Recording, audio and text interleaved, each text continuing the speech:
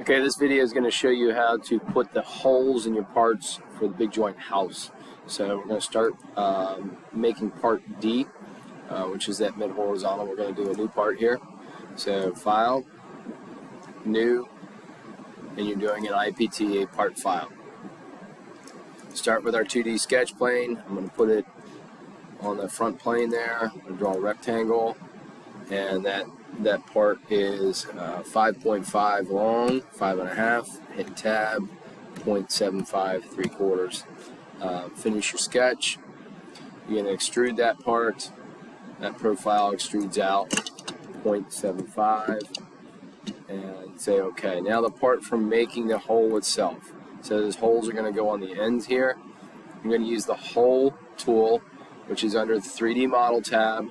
Come across to the modify group, find the hole command, open that up. Okay, some options here.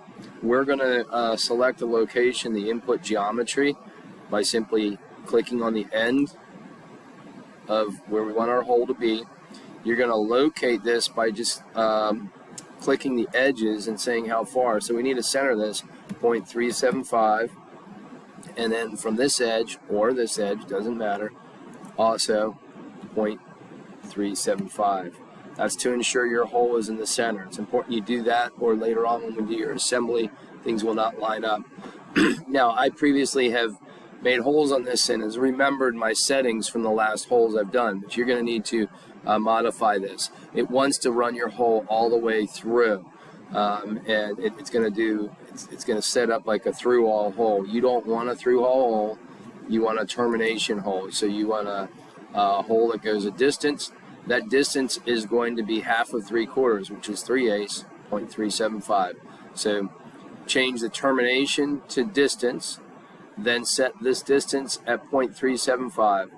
Make sure the drill bit diameter is set at 1/4, which I believe it is by default. So 0.25. So change these two numbers, 0.375, 0.25, and you're going to have a simple hole. You can have threaded options and counterbore options and things like that. This is just a simple hole.